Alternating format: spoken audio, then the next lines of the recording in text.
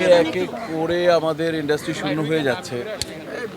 মানে আমরা বলতাম সোনালী যুগ, আসলে মানে আর তখন আমরা সবসময় বিশ্বাস করতাম যে আমরা যে স্কুলিং থেকে এসেছি আমরা সবসময় সিনিয়র বা মুরব্বীদের সম্মান করতাম। তো এই মুরব্বীদের মধ্যে আমাদের জীবনে যারা শ্রদ্ধেয় রাজ্জাক সাহেব থেকে আরম্ভ করে হাসান ইমাম সাহেব থেকে আরম্ভ করে আলমগীর ভাইয়া, সোহেলানা ভাইয়া, উজ্জ্বল ভাই, ফারুক ভাই, জসিম সাহেব এবং অবশ্যই প্রবীর মিত্র সাহেব, ওনার কাছ থেকে আমরা আমাদের প্রজন্ম যেই মানে সহনশীলতার শিক্ষা পেয়েছি, যেই ধৈর্যের শিক্ষা পেয়েছি, এখন তো আপনারা দেখেন যে শিল্পী বলতে আপনারা বোঝেন আমার থেকে ভালো যে শিল্পীর সংজ্ঞা কী হতে পারে। এখনকার আর আগের শিল্পীদের দেখবেন যে শিল্পী কাকে বলে। শিল্পী কেবলমাত্র তার ক্যারিয়ার দ্বারা, তার পারফরমেন্স দ্বারা কাজ করে খ্যাতি অর্জন করবে, এখানেই শেষ না। একটা শিল্পীকে শিল্পী থাকতে হলে প্রবীর মিত্রর কাছ থেকে শিখেছি, একটা শিল্পীকে একটা শিল্পী হিসেবে পরিচয় বহন করতে হলে কালকে জন্ম থেকে মৃত্যু অবধি সেটাকে বহন করতে হবে। প্রবীর মিত্র সাহেব, আমি সবসময় উদাহরণ দেই যে অনিয়ন্ত্রিত লাইফ আমাদের জীবন থেকে, আমাদের ফিল্ম ইন্ডাস্ট্রি থেকে অনেক বড় বড় মহাতারকাকে ছিনিয়ে নিয়েছে কেবলমাত্র অনিয়ন্ত্রিত লাইফ। এবং তখন আমি এক্সাম্পল দিই যে প্রবীর দা, আমার প্রবীর দা, আমাদের প্রবীর দা, আমাদের ইন্ডাস্ট্রি প্রবীর দা, আমাদের নবাব থেকে প্রবীর দা, যার ধৈর্য, যার লাইফ অফ স্টাইল যদি কেউ ফলো করে তাহলে আর কিছু লাগে না।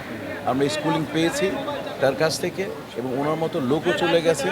আমি কি বলবো, মানে আমি বলার ভাষা নেই। ওনার সাথে আমি এত কাজ করেছি আমার জীবনে, আমার সাকিবের জীবনে, নজরুল আলম খোকনের জীবনে সবচেয়ে বড় ছবিটাই হচ্ছে প্রিয়া আমার প্রিয়া। এবং ওইখানে মেইন ক্যারেক্টারই ছিলাম আমি, আমি ডিআইজি ছিলাম, উনি কনস্টেবল ছিলেন। এই যে আমাদের কেমিস্ট্রি ছিল, মানে আমি বলে বোঝাতে পারবো না যে এই ছবিতে মানে একদিন আমাকে ডেকে বললেন, উনি সবসময় আপনি করে বলতেন। দেখেন কি ভদ্রতা, উনি কাউকেই কখনো তুমি করে বলতেন না, উনি সবাইকে আপনি করে বলতেন। প্রোডাকশন বয়কে বলতেন আমাকে একটা চা দিবেন, মানে। এবং শিল্পী সমিতিতে অনেকবার ভাইস প্রেসিডেন্ট ছিলেন। প্রবীর মিত্র সাহেবের আমার ওয়াইফ, ওনার অন্ধভক্ত ছিলেন, অন্ধভক্ত আমার ওয়াইফ। আর ওনার ব্যক্তিত্বের জন্য মানুষ ভক্ত, ওনার পারিবারিক কারণে ভক্ত, ওনার বললাম যে ওনার যে মানে জীবন চলার যে ধর্ম, এটা দেখে সবাই ভক্ত। এবং রাজ্জাক সাহেব থেকে আরম্ভ করে আমাদের যে ধরি, আজকে যদি আমাদের নীরবের কথাও বলি, সবচেয়ে ছোট এবং বড়, প্রত্যেকেই দাদাকে ভালোবাসে। প্রত্যেকে, এমন কোনো সাংবাদিক ভাইয়েরা মনে হয়, এমন এই একটা লোক যাকে নিয়ে মনে হয় কেউ একটা কটু কথা লিখতে পারে নাই, যাকে নিয়ে একটা শব্দ আমরা কেউ আজ পর্যন্ত কোনো মানে ডিসঅনার হতে পারে এই শব্দ, এরকম কেউ ব্যাকরণিক শব্দ কেউ ব্যবহার করেনি। তা আমি মনে করি যে দাদা যেমন দুনিয়াতে এবং উনি ভাবির জন্য কি করেছেন আমরা সাক্ষী। ভালোবাসার সাক্ষী যদি হয় তাহলে উনি যদি আমরা বলি লাইলি মজনু, তাহলে আমি ওনাকে বলবো যে উনি কত বড় মজনু ছিলেন ভাবির ব্যাপারে আমরা জানি। অল্প কয়েকজনের সাথে উনি ক্লোজলি কথা বলতেন।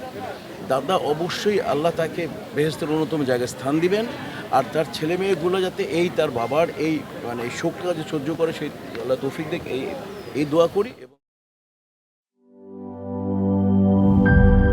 টাইলক্স, যার অ্যান্টিব্যাকটেরিয়াল এজেন্ট টয়লেটের কোনায় কোনায় পৌঁছে 99% জীবাণু ধ্বংস করে। টাইলক্স টয়লেট ক্লিনার, ক্লিন মানে টাইলক্স।